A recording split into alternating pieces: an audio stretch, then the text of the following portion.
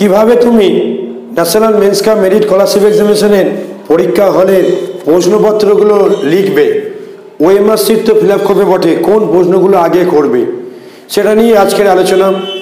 গলাটা বসে আছে, শব্দটা শুনতে হয়তো একটু অসুবিধা হবে, কিন্তু যদি তুমি ভিডিওটা দেখো তোমার লাভ হবে। দেখো, আমার কাছে national means cum merit scholarship এক্সামিনেশনের প্রিপারেশনের 2022 সালের প্রশ্নটা আছে, এছাড়াও সমস্ত প্রশ্নই আছে। তোমরা যারা আমার চ্যানেলে আছো দীর্ঘদিন তারা জানো।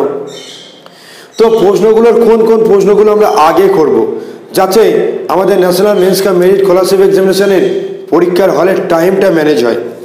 আমি তোমাদেরকে বলবো, ম্যাট অর্থাৎ মেন্টাল এবিলিটি টেস্ট তোমাদের জানো, তোমাদের প্রথমভাবে পরীক্ষা হয়। তোমরা জানো এই পরীক্ষাটা সকাল 10:30 থেকে দুপুর 12টা পর্যন্ত হয়। তো 90 নম্বরের প্রশ্ন হয়, 90টা প্রশ্ন থাকে, সময় 90 মিনিট হয়। তাহলে একটা প্রশ্নের জন্য 1 মিনিট, তাই না? তার আগে তুমি অবশ্যই ওএমআর শিট যেটা স্যার দেবেন দেখে নেবে ছেঁড়া আছে কিনা।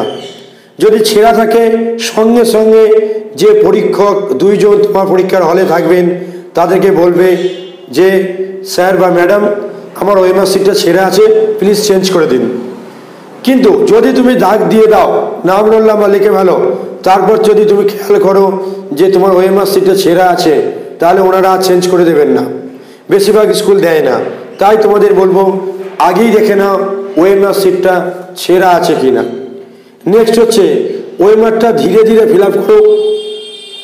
পরীক্ষা শুরু যাই হয়ে যাবে, স্যার ম্যাডামরা যাই বলে দেবে, প্রশ্নপত্র সাইডে দেখবে এরকম এই জায়গায় সিল আছে, সিল, এই সিলটা পরীক্ষার সময় হলে তবে কাটতে দেবে। তাই সিলটা কী করো, ধীরে ধীরে কেটে নাও। কেটে নিয়েই প্রথমে তুমি দেখতে পাবে মেন্টাল এবিলিটি টেস্ট। যদিও তোমরা প্রশ্নপত্রটা উল্টোভাবে দেখছো, সেটা আমি বুঝতে পারছি, কারণ আমি ফ্রন্ট ক্যামেরায় ভিডিওটা বানাচ্ছি। তো যাই হোক, প্রথম যে দাগের প্রশ্নগুলো দেয় সেটা হচ্ছে 1 থেকে 10-এর দাগে। যেহেতু তোমাদের বিগত বছরের প্রশ্নগুলো দেখিয়েছি, আলাদা করে আর স্ক্রিনশট দিচ্ছি না। তো এখানে 1 থেকে 10-এর দাগের প্রশ্নগুলো কী দেওয়া হয়, অড আইটেম বা অড ওয়ার্ড, অড নাম্বার, সেগুলো আমাদেরকে বার করতে দেওয়া হয়। এইগুলো প্রথমেই করে নেবে এবং খুব দ্রুততার সঙ্গে করবে। পেন্সিল নিয়ে যাবে, উড পেন্সিল নিয়ে যাবে, পেন্সিল নিয়ে যাবে। প্রশ্নপত্রের পেছন দিকে দেখবে কিছু রাফ পাতা দেওয়া আছে, সাদা পাতা। এই সাদা পাতাতে তুমি রাফ ওয়ার্ক বলে লেখাই আছে, তুমি সেখানে রাফ করবে। এবার হচ্ছে প্রশ্নপত্রটা যেহেতু তুমি বাড়িতে নিয়ে আসবে, তোমার ইচ্ছা গেলে তোমার ওই পরীক্ষার হলে শিক্ষক যদি কিছু না বলে প্রশ্নের পাশেই তুমি উত্তরটা করতে পারো। তবে প্রশ্নপত্রে দাগ দেওয়া উচিত নয়, তাই অনেক টিচার বারণ করে। তোমার যেটা ভালো লাগবে করবে, আমি বলবো রাফ পাতায় করবে। তবে এখানে করলে টাইম বাঁচে, এটা একটা ঠিক কথা। তো 1-এর দাগে 10টা কোশ্চেন দ্রুততার সঙ্গে করে ফেললেন, এখানেই দাগ দিয়ে দেবে প্রশ্নে। এবার প্রশ্নে দাগ দেওয়া সেটাও কিন্তু টিচাররা পছন্দ করেন না। তুমি কিন্তু বাড়িতে মেলানোর জন্য অনেক সময় প্রশ্নে দাগ দেওয়া যেতে পারে, তবে সবটাই বললাম ওই পরীক্ষার হলে যিনি আছেন তার উপর নির্ভর করবে। তো তোমরা কি করবে, প্রশ্নপত্রটা দেখবে, ওএমআর শিটে ফিল আপ করে নেবে। ফিল আপ হয়ে গেল প্রথম 10টা। তারপরে কি করবে, তারপরে তোমাদের কন্টিনিউয়াস প্যাটার্ন সিরিজ দেবে, বা যাই দিক ওএমআর শিটে কন্টিনিউয়াস প্যাটার্ন সিরিজ আশা করছি তোমরা দেখেছো। যদি না দেখো, দেখো নিচে ডিসক্রিপশানে আমার ভিডিওর লিঙ্ক দেওয়া আছে, তুমি দেখে নাও। সেখান থেকে তুমি দেখে তুমি কি করবে, শিখে যাবে কন্টিনিউয়াস প্যাটার্ন সিরিজ কীভাবে লিখতে হয়, কিভাবে করতে হয়। থার্ড জায়গায় থাকে কি থাকে না, পরবর্তী সংখ্যা কি হবে। যদিও এক বছরে একটা থাকে, এক বছরে একটা থাকে, সেটা আমি তোমার আগেই বললাম। এবার কি করবে, এখানেও তুমি একদম 30 পর্যন্ত করে ফেলতে পারবে। তারপরে দেখবে কি আছে, মিসিং নাম্বারগুলো করে ফেলবে। যে প্রশ্নগুলো পরপর করতে গিয়ে দেখবে সময় বেশি লাগছে, উত্তর বেরোচ্ছে না, অবশ্যই তুমি সেটাকে ছেড়ে দিয়ে চলে যাবে। কিন্তু ছেড়ে যাওয়ার সময় খেয়াল করবে ওইখানটা জিজ্ঞাসা চিহ্ন দিয়ে দেবে সিরিয়াল নম্বরে। কেন না, তুমি ওইটা প্রশ্নের উত্তরটা করনি, ঠিক একইভাবে ওএমআর শিটে দেখে নেবে ওই দাগটা যেন ফাঁকা থাকে, ওই জায়গায় যেন না ফিল আপ করে ফেলো। ধরো তোমার 11 দাগটা পারছো না, তুমি 12 দাগটা পারছো, 12 দাগের উত্তরটা যেন 11 দাগে না বসিয়ে ফেলো, সেটা খেয়াল করবে। নেক্সট, এখানে একটা কথা বলি, ওএমআর শিটে একটা দাগে 4টে গোল থাকে এবিসিডি করে। এবার এবিসিডি করে 4টে থাকে, তুমি 4টের মধ্যে ধরো প্রথমে উত্তর দিয়েছো বি, তুমি ভরাট করে ফেলেছো কালো কালিতে ব্ল্যাক বল পেনে। এবার তুমি কি করলে, তারপর বললে না না এটা বি হবে না, সি হবে। আর উত্তর করতে গেলেও তোমার হবে না, তবু তুমি সিটাকে বুলিয়ে দিতে পারো, বিটাকে আর কিছু করতে যেও না, ঠিক আছে। নেক্সট, এবার হচ্ছে আমি বলবো একটা প্রশ্নে 2টো উত্তর বা তার বেশি উত্তর দিয়ে দিলে, 1-এর বেশি উত্তর দিলে সেটা ক্যান্সেল হওয়ার সম্ভাবনা থাকে। নেক্সট হচ্ছে এই ছবিগুলো, যেগুলো তোমাদেরকে ছবি দেওয়া হয়, অড ছবি বার করো, সেইগুলো করে নেবে।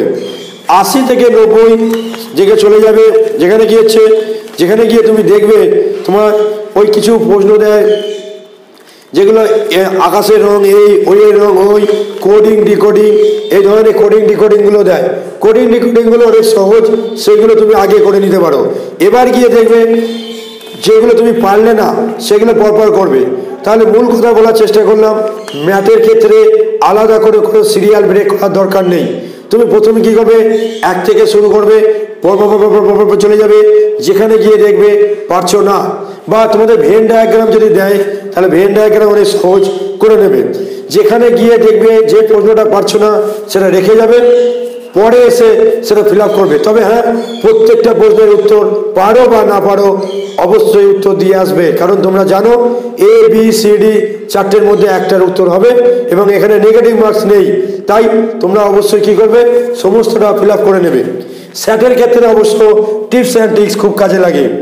কিভাবে কাজে লাগে না, স্যাটের প্রথমে তোমরা জানো এখানেও তাই, কটা থেকে পরীক্ষা হয় 1টা থেকে, বেলা 1টা থেকে বা 1টা PM থেকে 2:30, 90 মিনিট, 90টা কোশ্চেন। এখানেও দেখো একটা কোশ্চেন 1 মিনিট, 1 মিনিটের মধ্যে পড়তে হবে, উত্তরটা বার করতে হবে, ওএমআর শিটে ফিল আপ করতে হবে। খুব কষ্ট, তোমরা নতুন ছাত্রছাত্রী, অল্প বয়স, কষ্টকর, তাই তোমরা প্রথমেই কি করবে, কোশ্চেনের পিছন দিকে চলে যাবে, যেখান থেকে কি আছে, যেখানে একদম সহজ জায়গাটা জীবন বিজ্ঞান পাঠে চলে যাবে, জীবন বিজ্ঞান করে নেবে প্রথমে, জীবন বিজ্ঞান করে নেবে, পরে দেখবে ইতিহাস আছে, ইতিহাসটা করে নেবে, তারপরে দেখবে ভূগোল আছে, ভূগোলটা করে নেবে। তাহলে তোমার হাতে অনেকগুলো প্রশ্ন খুব তাড়াতাড়ি হয়ে যাবে। জীবন বিজ্ঞান, তারপরে ইতিহাস, তারপরে ভূগোল। এবার তুমি ফিরে এসো ভৌতবিজ্ঞানে যেগুলো তোমার খুব সহজ, ভৌতবিজ্ঞানে দেখো তোমরা দেখতে পাচ্ছ, ভৌতবিজ্ঞানে যেগুলো সহজ, একদম ভৌতবিজ্ঞানের পাঠে চলে এলে, ভৌতবিজ্ঞান পাঠে এসে যেগুলো সহজ সেগুলো তুমি কি করলে, আগে করে নিলে। এবার চলে যাও অঙ্কে চলে গিয়ে দেখবে সব অঙ্ক পারবে না, কিছু কঠিন থাকে, কিছু সহজ থাকে। ভৌতবিজ্ঞানে ম্যাথ দেওয়া থাকে, অঙ্ক দেওয়া থাকে, সেগুলো কিছু শক্ত থাকে, সংকেত কিছু শক্ত থাকে। তাই তুমি কি করবে, প্রথমেই বললাম জীবনবিজ্ঞান করে নেবে, তারপর তুমি ইতিহাস করে নেবে, তারপর ভূগোল করে নেবে, তারপর ভৌতবিজ্ঞানের সহজগুলো করে নেবে, তারপরে গিয়ে তুমি অঙ্কগুলো করবে। এবার দেখো যেগুলো পারলে না সেগুলো বাদ দিয়ে তো চলে গেলে আগের মতোই। এবার কি করলে, সেই বাদ দেওয়া জায়গাগুলোকে মার্ক করে রাখলে জিজ্ঞাসা চিহ্ন দিয়ে প্রশ্নপত্রে, এবং তুমি সেখানে কি করো, সেইগুলোর উত্তর করে ফেলো এবং উত্তরগুলো করে গোল পাকিয়ে দাও। লাস্টে চেক করো কোনো প্রশ্নের উত্তর দিতে ভুলে যাওনি তো। নিচে ওএমআর শিটের নিচে সিগনেচার করতে অবশ্যই ভুলবে না। আশা করি তোমরা national means cum merit scholarship এক্সামিনেশনের প্রিপারেশনে নিয়ে আছো। যদি প্রিপারেশন একটু কম থাকে তাহলে এখনো দেখো ওএমআর শিটের ভিডিওটা অবশ্যই দেখো, পরীক্ষার হলে যাওয়া থেকে আসা পর্যন্ত সেইগুলো দেখো। রাত পেয়ে আলাদা করে নিয়ে যেও না, নিতে যাবে না, বেশিরভাগ স্কুল দেয় না। তবে হ্যাঁ, স্যাটের ক্ষেত্রে প্রশ্নপত্রই অনেক সময় উত্তর দিয়ে দিলে স্যার ম্যাডামরা কিছু বলেন না, তবে দেওয়াটা উচিত নয়, প্রশ্নপত্রের উত্তর দেওয়াটা উচিত নয়। কিন্তু একটুখানি দাগ যদি দিয়ে আনো তাহলে তুমি বাড়িতে এসে মেলাতে পারবে। ম্যাথের ক্ষেত্রে ওখানে উত্তর করে দিলে, ম্যাথের ক্ষেত্রে তুমি কি করলে, ম্যাথের ক্ষেত্রে ধরো একটা ম্যাথ বার করছো, আলাদা করে তুমি যদি এই মাথা থেকে পেছন মাথায় গিয়ে রাফ করো অনেক সময় দেরি হয়ে যায়। এখানে যদি রাফ করে দাও, কারণ প্রশ্নটা তুমি বাড়িতে নিয়ে আসবে, তাই টাইম বাঁচে। এবার দেখো উচিত যেটা যেটা অনুচিত সেটা তো বলতেই হবে। অবশ্যই পিছন দিকে যে রাত পাথা আছে সেটা দরকার।